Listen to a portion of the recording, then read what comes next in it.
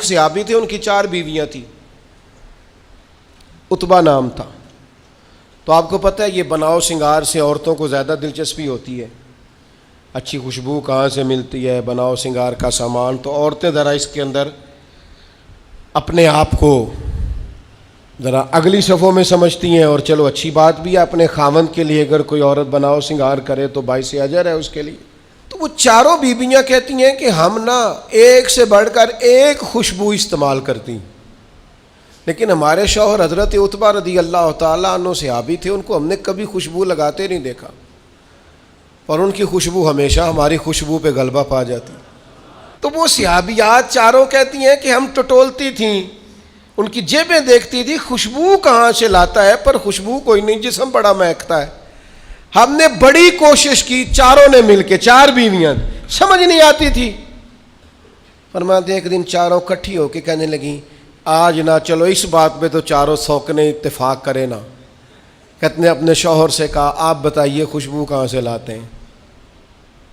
کہنے لگے اللہ کی قسم کبھی لگائی نہیں، اوئے ہوئے ہوئے، کبھی نہیں لگائی، اس پتے سے ڈھونڈنا قاصد میرے دلدار کو، کبھی لگائی نہیں خوشبو۔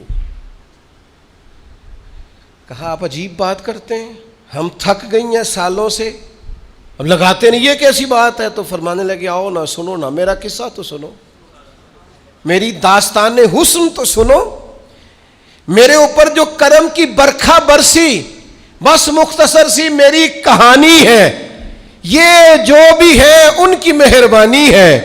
کہا مطلب کیا ہے؟ تو حضرت عتبہ فرمانے لگے میری کمر پر بن گئے تھے دانے، ان میں ہوتا تھا درد، تکلیف، آزمائش، جلن، میں تکلیف میں تھا،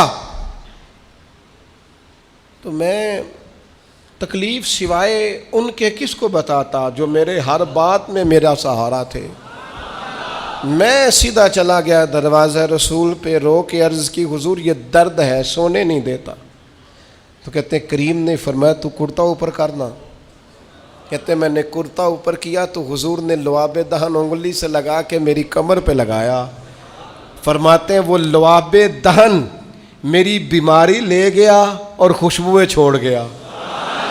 میں جیسے جیسے غسل کرتا جاتا ہوں خوشبو بڑھتی جاتی ہے، تازگی بڑھتی جاتی ہے۔ نہ سمجھ آئے تو مدینہ جا کے دیکھو، مسجد نبوی میں بیٹھ کے دیکھو، جاؤ حضور سید عالم کے شہر نور کی گلیوں سے ہو کر جا کر دیکھو، عرصہ ہوا طیبہ کی گلیوں سے وہ گزرے تھے، اب تک ان گلیوں میں خوشبو ہے پسینے کی۔ جا کے دیکھ لو، نظارہ کر لو۔ اللہ تعالیٰ نے حضور کا سراپا ہی ایسا بنا، یہ حضور کے دست مبارک ہے نا۔ حضرت انس بن مالک فرماتے ہیں میں نے ریشم بھی اتنا نرم نہیں دیکھا جتنا حضور کے ہاتھ نرم تھے، کستوری سے اتنی خوشبو نہیں آتی جتنی دست مبارک سے آتی تھی۔ اور فرماتے ہیں عرب کی گرمی بڑی مشہور تھی، میں حضور کے دست مبارک ہاتھ میں لیتا تو برف سے زیادہ ٹھنڈے ہوتے۔ اتنا اللہ تعالیٰ نے محبوب کو معنویت کے ساتھ سجایا، سنوارا، کمال ہو گئی۔